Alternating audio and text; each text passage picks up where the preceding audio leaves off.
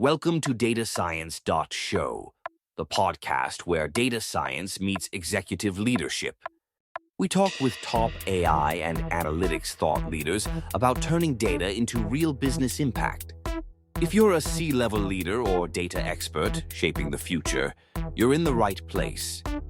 Welcome. I'm Mirko, main host of datascience.show. Today, a decision-first playbook for executives who need synthetic data to be certifiable, auditable, and financially accountable. 2 short vignettes to set the stakes. First, a company used synthetic augmentation to inflate a small, underrepresented cohort. Training metrics looked great, but when the model hit production, it amplified an existing bias in a high-value customer segment. The result? Lost deals, a compliance investigation, and a board question. Who validated the synthetic source? Second vignette, a team replaced a production validation set with a synthetic testbed to scale testing. The synthetic set passed, but a downstream edge case in real traffic failed catastrophically. The post-mortem found the synthetic generator had never seen that rare combination of features. Both stories have the same root: synthetic data treated like a toy, not a governed input. If you lead engineering, data, privacy, or the board, this matters. Your decision promise for the next 20 minutes. I'll give you an actionable checklist and an operational blueprint so synthetic data becomes a certified asset, not a hidden liability. You'll get a certification rubric, evidence to demand from teams and vendors, conservative heuristics to dollarize risk, procurement clauses to negotiate, and a 90-day pilot you can run. By the end, you'll have 3 immediate executive moves to brief the board. Let's map the taxonomy and stakes.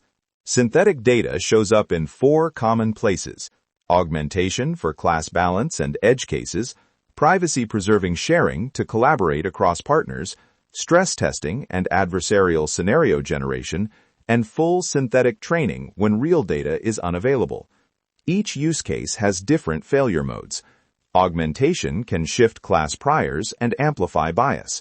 Privacy-preserving generators can leak membership signals or influence. Stress testing generators can give a false sense of robustness if they miss the correct tail behavior. And fully synthetic training risks an entire model built on non-representative reality. The executive question is always the same: what is the dollar impact if the synthetic fails to reflect reality? Which brings us to the certification rubric, your minimal evidence pack. Demand these 5 artifacts before any synthetic pipeline is trusted at scale. 1. Fidelity metrics. Clear quantitative measures comparing synthetic to real distributions across feature marginals and important joint distributions. 2. Representativeness tests. Coverage maps that show which subpopulations, edge cases, and rare feature combinations are present or missing. 3. Leakage audits. Membership inference and influence tests with p-values and confidence intervals. Require the actual test outputs, not just assertions. 4. Lineage and provenance manifests. Deterministic seeds, generator versions, training data snapshots, and time-stamped manifests of transformations. 5. Governance metadata. Who approved the generator, the risk envelope, intended use cases, and documented limitations. If a vendor supplies synthetic data, you should receive a compact evidence pack containing these items. A leader's next question is financial. How do we turn model delta into dollars? Use conservative heuristics. Start with a model delta estimate. Measure the performance difference between models trained with and without synthetic augmentation on a reserved real holdout. Convert that delta into revenue at risk by mapping model performance to business KPIs. Conversion lift, churn reduction, fraud detection accuracy. Multiply expected revenue impact by exposure fraction, the percent of decisions that rely on synthetic augmented models. Then allocate a remediation runway, a portion of the expected value. I recommend budgeting 3 to 6 months of expected uplift as a reserve in case rollback or relabeling is required. This gives you a pragmatic, auditable number to present to procurement and the board. Procurement needs concrete clauses. Insist on vendor attestations that include the evidence pack, sample escrow of generator seeds and minimum reproducer code, reproducible generation seeds in contracts so you can regenerate samples for audit, privacy proofs with clear assumptions, including the empirical membership inference test outputs, and remediation credits or service credits tied to measurable failures. Build a staged procurement track, pilot attestation, contract SLAs after successful certification, and financial remediation if undisclosed leakage or representativeness gaps are discovered. These are practical levers to shift vendor incentives from marketing to reliable delivery. Operationalizing governance. Create a small synthetic governance board, a mix of CDO, CPO privacy, head of ML, legal counsel, and a product risk owner. Define sign-off gates. Approval to use synthetic for testing, separate approval to use synthetic for training, and an escalation path for any leakage detection. Set sampling cadence, regular resampling and spot audits, at least weekly during pilots and monthly in production. Audit frequency should map to exposure. High exposure models get weekly checks and automated drift detection. Low exposure gets monthly. Require an evidence snapshot on every model deployment, stored in your model registry or governance store, with immutable manifests for audit. Now, a practical 30 to 90-day pilot blueprint you can run this quarter. Pick one critical pipeline with measurable business impact and moderate exposure, not your highest risk system, but not trivial either. Step 1. Baseline with a reserved real holdout and establish model delta metrics. Step 2. Request the vendor or internal team provide the full evidence pack and run independent membership or influence tests.